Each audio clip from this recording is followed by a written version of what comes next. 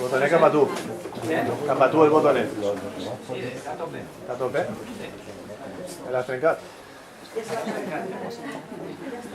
Qui trenca paga. Ja ho sé. Això de treballar editorials que no tenen un duro en papeleries que estan a punt de quebrar, anem a parlar. Bona vesprada, gràcies per haver vingut. Ara comencem una altra lia dels molts que muntem amb la il·lusió de que no s'olviden d'un fet molt desagradable que va passar un 12 de febrer de l'any 39 en Xàtiva, que va ser el bombardeig per l'aviació de Mussolini de l'estació de Xàtiva amb 120 morts. En 120 morts, això està fatal.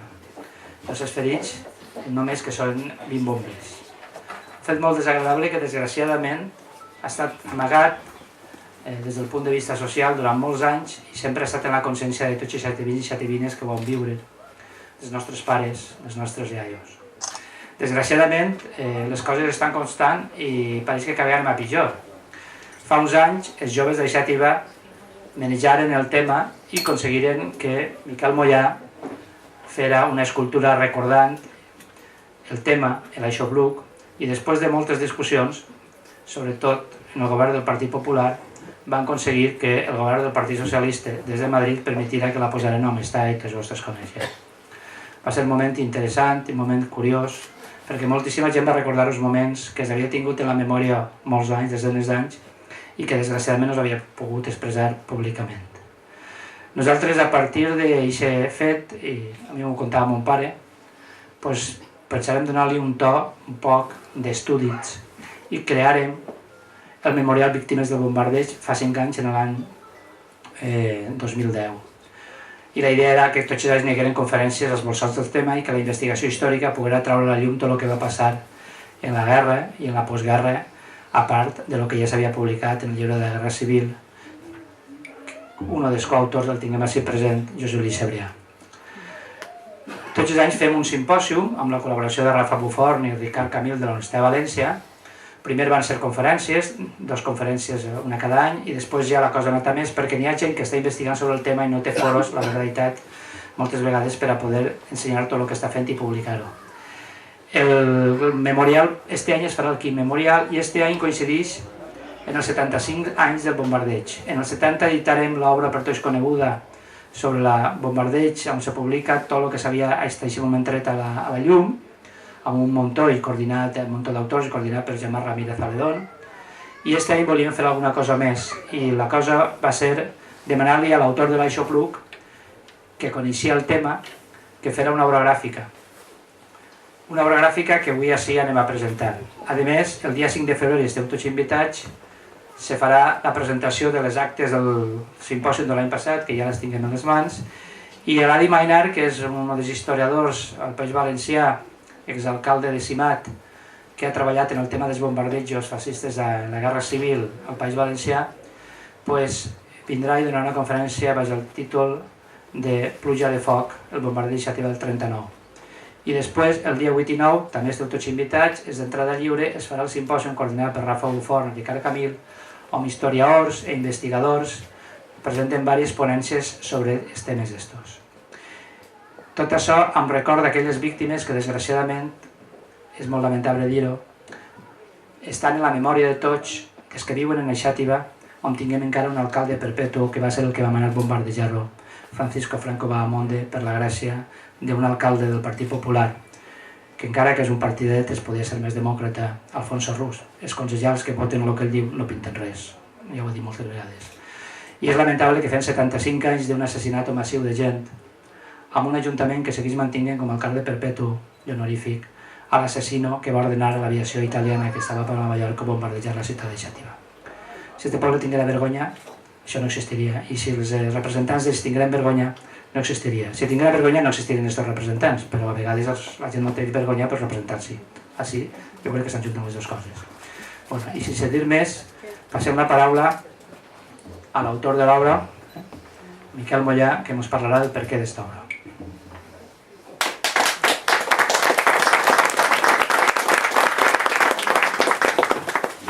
llegir el paperet que m'han donat per no seguir de guió.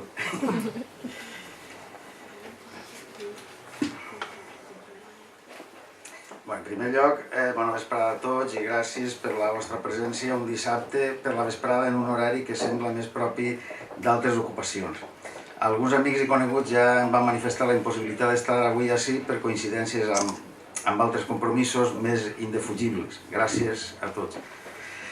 En segon lloc, vull donar les gràcies també a Toni Alemany, d'Edicions Ulleie, per haver confiat en mi per a dur a terme el projecte d'editar una obra gràfica que en aquest cas ha estat una tirada serigràfica de 100 exemplars, signats i numerats, per a recordar que enguany fa 75 anys que avions italians a les ordres de Franco bombardejaven l'estació ferroviària de Xàtiva. D'alguna manera, l'art és sempre un exercici de memòria, un esforç per instituir els records més enllà de la fressa devastadora del temps. Molt sovint aquest exercici és personal i té un abast purament individual. Altres vegades, com és la que ens ocupa, és un exercici de memòria col·lectiva. Aquesta serigrafia és un intent més de fixar els records que d'alguna manera ens afecten a tots. Quan a primeries del desembre passat Antoni em va adreçar un mail per proposar-me el projecte, no vaig dubtar ni un moment a dir que acceptava encantat. Ens vam citar en un bar de l'Albereda i mentre ell m'anava aportant els detalls, tot remenant el cafè, jo no deixava de remenar els pensaments que hi havia molt poca memòria gràfica sobre les conseqüències del bombardeig.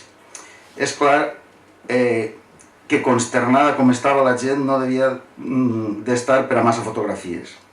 Recordava tanmateix les imatges aèries del bombardeig que els propis botxins van realitzar per als seus informes i que van ser localitzats als arxius de l'exèrcit italià per l'Adi Mainar, crec. Amb tota la fredor i el distanciament que suposa veure les coses des de les altures, aquestes imatges em van colpir des del primer moment que les vaig veure. En un escenari familiarment recognoscible, la Serra del Castell, el riu Cànyoles, el riu Albaida, la Xàtiva d'aleshores, la fumaguera perfectament visible de les explosions t'induïa a imaginar-te el drama.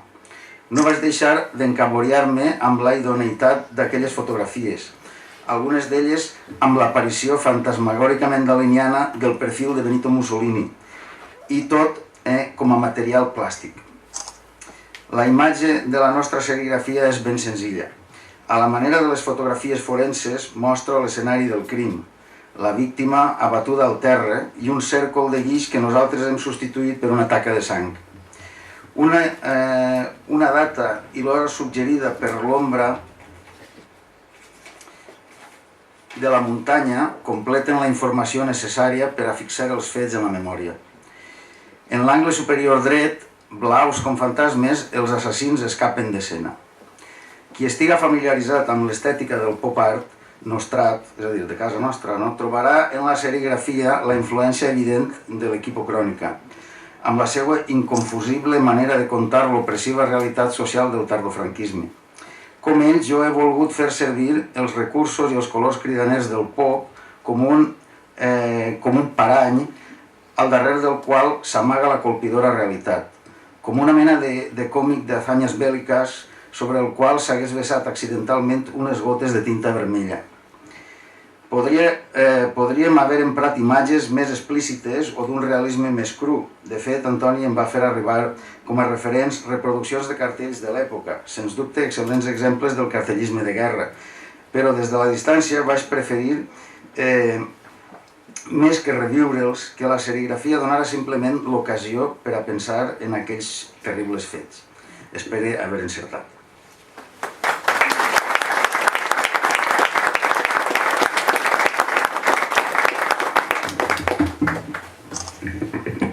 Bona vesprada. Els que vam néixer en la postguerra, jo crec que en aquest país la postguerra va ser molt llarga, i estic pensant en la gent que té de 50 anys en avant, com és el meu cas. No tinc tampoc clar que la postguerra no hagi acabat encara. De vegades hi ha qui s'emperra en fer-nos pensar que la postguerra no s'ha acabat encara. veiem la guerra com una espècie de teló de fons de les nostres vides, en la qual els avis, fins i tot els pares que eren xicotets en aquella època, contaven coses molt estranyes, històries de fam, històries d'assassinats, coses bastant desagradables. I nosaltres que érem xicotets ho sentíem com un poc com en por. De fet, jo crec que ens van criar en por i continuem en por. Segurament la gent que és de generacions més joves no té aquesta por que nosaltres hem viscut pràcticament sense eixir de casa, després en el carrer i després fins i tot en l'escola. Entre els episodis de la guerra a Xàtiva jo crec que el fonamental, el principal, és el bombardeig de l'estació. Xàtiva va ser una ciutat que durant la guerra va estar a la rereguarda, és a dir, va poder viure en una certa comoditat dins d'un ambient bèl·lic, però la gent d'ací no tenia el front a 3 quilòmetres, com per exemple es va tindre al front de Terol, en molts pobles d'Aragó. I això donava una certa comoditat. Quan la guerra ja s'estava acabant, quan tot el món sabia, tant a un costat com a l'altre, que la guerra s'acabava i que era qüestió de dies, de mesos, és quan es va bombardejar l'estació de Xàtiva. Hi ha una qüestió que també cal tindre clara, i és si és un bombardeig sobre l'estació de Xàtiva o un bombardeig sobre Xàtiva.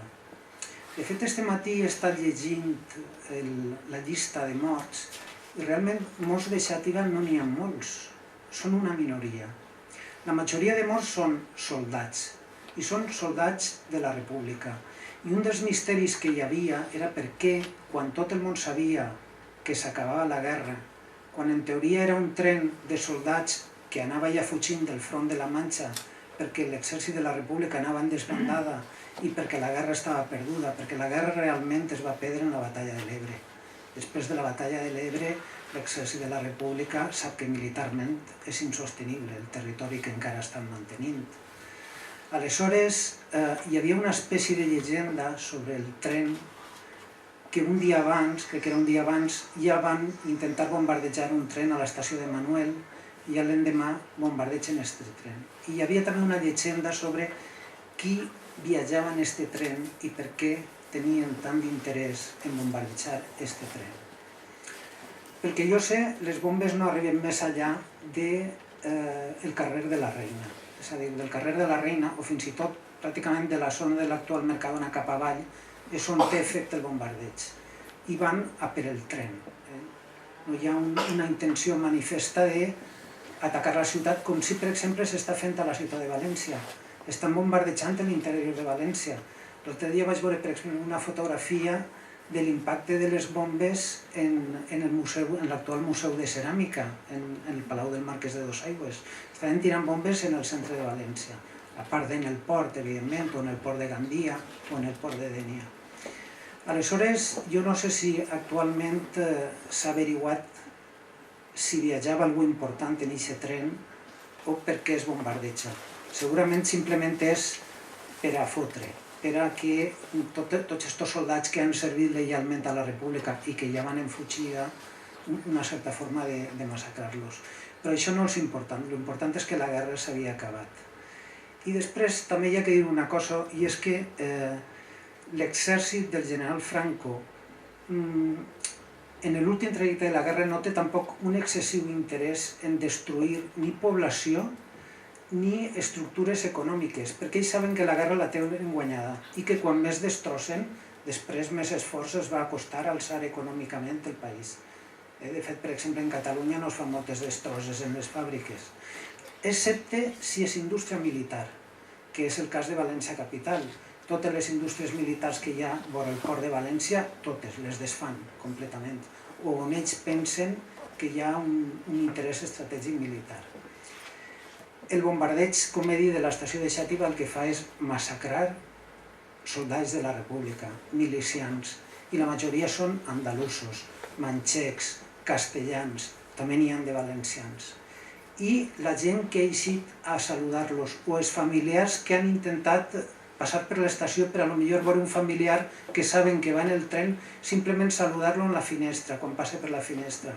Perquè Xàtiva és també una ciutat d'evacuats, i ho és durant tota la guerra.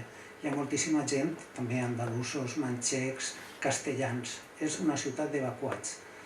Aleshores, a l'hora de plantejar-nos la qüestió del bombardeig, crec que ho hauríem de veure en una miqueta de distància. I efectivament és una massacre, és un assassinat d'unes 100 persones innocents perquè no es podien defendre. I ens hem de solidaritzar amb ells i amb les seues famílies. Al poc de temps la guerra s'acaba, tots sabeu ja el procés que ve després de la guerra, de repressió i d'una forma de veure el món molt tancada, no sols el món polític, el món cultural, el món social, el món religiós, perquè precisament dels dos bandos que es van enfrontar en la guerra, el que va guanyar la guerra no ho va guanyar per casualitat, perquè això ja que tindreu clar. Fins i tot qui siga republicà té que tindre clar perquè la Segona República va perdre la guerra. I la va perdre per la senzilla raó, a banda de que els ajudaren els italians i els alemanys, per la senzilla raó de que van saber trobar un líder únic i fer una sola política. En el bàndol nacionalista només hi havia un líder, incontestable, i només hi havia una política possible. En el bàndol de la Segona República hi havia moltes polítiques possibles, moltes revolucions possibles, i els dirigents, concretament, hi havia militars molt bons en l'exèrcit de la República, molt, com per exemple el general Rojo, que era de la Font de la Figuera, un militar competentíssim, que quan es va exiliar el van contratar de seguida en exèrcits d'Hispanoamèrica, amb el mateix rang de general.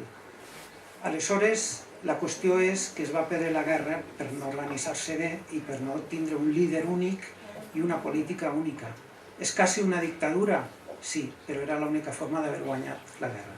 Això crec que també hi ha que tindre clar. Després, per el que hem vingut ací, que és per a presentar l'obra de Miquel Mollà, per a mi Miquel Mollà és sobretot l'autor de l'estàtua que hi ha a l'estació. Les estacions són un lloc de pas on passa molta gent. De fet, situar una estàtua en la porta d'una estació té una càrrega simbòlica molt gran. A més, el lloc té aquesta càrrega simbòlica perquè en aquest espai, en aquesta plaça que molts han conegut encara, que era un descampat, que quan plovia s'inundava, no sé si encara s'inunda, però allò era, com en castellà diuen, una alberca seca, que quan llueve se llena de agua. Pues aquest lloc tan carregat de simbolisme, perquè van morir moltíssimes persones, perquè baixava la gent de Xàtiva al cap d'un moment del bombardeig i en els arbres de l'estació veien mans, braços, peus, cossos de la gent que de l'explosió havia anat a parar als arbres, morts. Jo recorde que ho contava, jo vinc d'una família de ferroviaris, el meu besavi era ferroviari, va morir l'any 40 i l'any 39 ell estava jubilat i tenien molt costum de baixar, a sentar-se i a xerrar en els empleats i diversos jubilats ferroviaris. I l'abuelo no va morir aquest dia perquè era diumenge i els diumenges no baixava. Però hi havia gent que passava el matí en l'estació perquè estaven jubilats o perquè no tenien feina. Aleshores, el que vull dir de l'estàtua de Miquel Mollà, que té una càrrega simbòlica molt gran, no sols pel significat estètic que l'autor li ha imposat, sinó també per el lloc on està. I també per la dificultat que hi hagué en poder situar aquesta estàtua, que simplement és una estàtua commemorativa de persones que van morir, de persones que segurament no tenien a lo millor ni ideals polítics. Com per exemple, hi havia unes dones que tenien un baret en el cantó, que era la cantina de l'estació, i les bombes les maten. Unes persones que simplement es dedicaven a l'hostaleria, o els xiquets que anaven a veure com venien els trens. I quan una cosa que és tan simple com honorar la mort d'unes persones que acabant-se una guerra van morir i que si la guerra haguera acabat un poquet abans això no haguera passat, siga tan dificultós, vol dir que no vivim en un país normal, o en un país culturalment normal. Jo crec que el problema moltes vegades no és haver patit una guerra, que nosaltres la vam patir, i les generacions posteriors que també l'han patit. El problema és que qui va guanyar la guerra no va saber guanyar-la i no té generositat. i al cap de 50, de 60 anys s'ha de saber tindre generositat. Una vegada un assessor del PP me va dir: «Lo que es perd en una guerra només es pot tornar a guanyar en una altra guerra». No he sentit una frase més cruel que eixa. I el pitjor que pot ser és que siga veritat. Però jo crec que els vencedors, perquè ells van ser els vencedors d'aquesta guerra, i al cap de tants anys haurien de tindre generositat. Generositat en els que van perdre la guerra, que és possible que siga la majoria del país els que la van perdre, i a la vista està. Però s'ha de ser generós, i al cap de tants anys deixar que una escultura, que és una cosa normal en un país civilitzat, una escultura commemorativa, es situarà pacíficament i sense tant de folló i sense tant de problema. Després, respecte a l'obra de Miquel, voldria dir també Xàtiva és una ciutat de pintors, d'artistes. Jo crec que sobretot a partir de Ribera. Ribera és una persona que molt joveneta hagué d'eixir d'ací, per situacions que quasi que desconeixem, i és un pintor bàsicament italià, però ha tirat molt de gent de Xàtiva que ha volgut dedicar-se a la pintura. I hi ha molts pintors a Xàtiva. Hi ha a Xàtiva més pintors que escriptors, per exemple, perquè a Xàtiva no han tingut cap gran escriptor, com Moisés Marc o com Ruiz de Corella, per dir algun personatge important. Però sí que hi ha molts pintors. I els pintors de Xàtiva, o afincats a Xàtiva, normalment es debaten entre una estètica més conservadora, que pinten en plan figuratiu, o més innovadora. Jo crec que Miquel està en la part dels pintors joves, sobretot, evidentment, perquè per generació, per edat, les persones majors normalment pinten de forma més figurativa.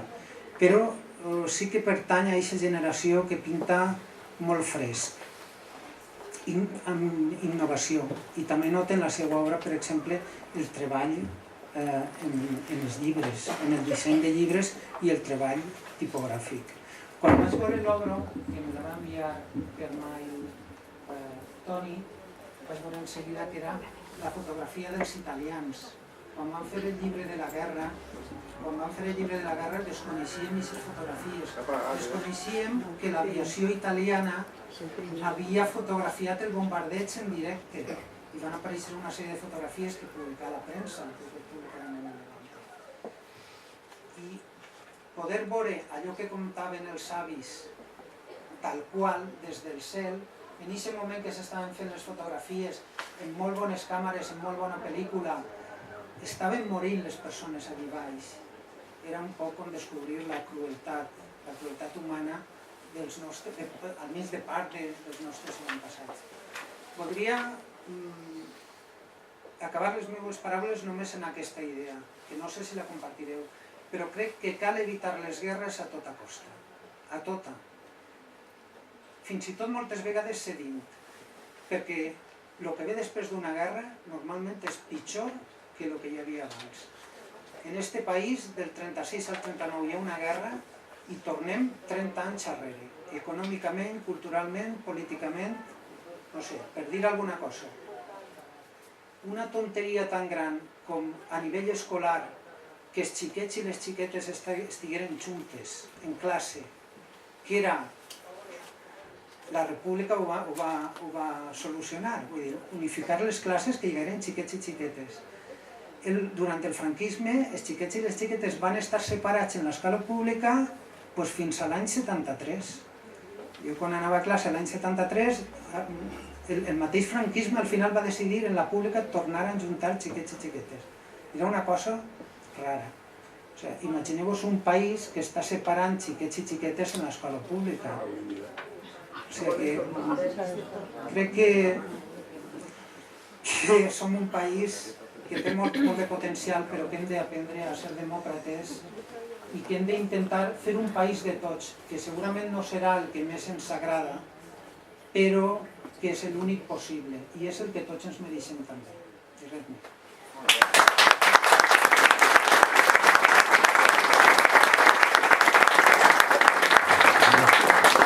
Haver agafat abans d'entrar a l'obra de Juli Cebrià és perquè ell és historiador de l'art, entén d'art, i a més és autor del llibre de la Guerra i la República de la Guerra Civil Iniciativa. Coneix molt bé tots aquests fenòmenos i considerem que era una persona idònia perquè ajuntava aquests apartats, la història i l'art. Sols invitar-vos a seguir en els actes que se van a fer. El dia 9 també, després del simpòsium, hi haurà l'acte a l'Aixopluc. Pareix que se van a inaugurar exposicions sobre la República, de pintura sobre la República aquests dies, ja se us anunciarà, però inviteu-vos també per part de Mireia el dia 5 a la conferència de l'Adi Mainari, que és un dels primers investigadors en aquest tema, que donarà a la Casa de la Cultura a partir de les 7:30. I gràcies per haver vingut i fins la pròxima.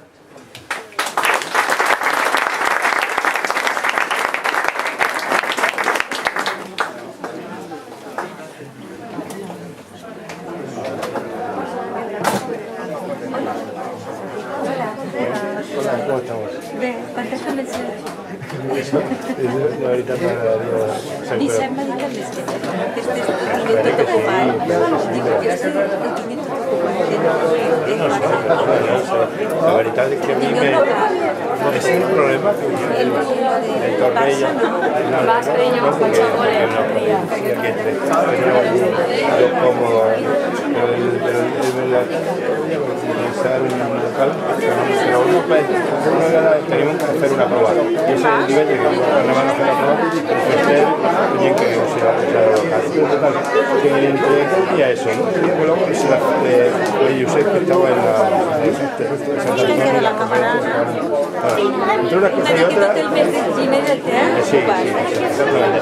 Yo espero que ahora en febrero, lo que pasa es que yo ahora también me jubilaré y bueno, pues no pasa nada. Yo no voy a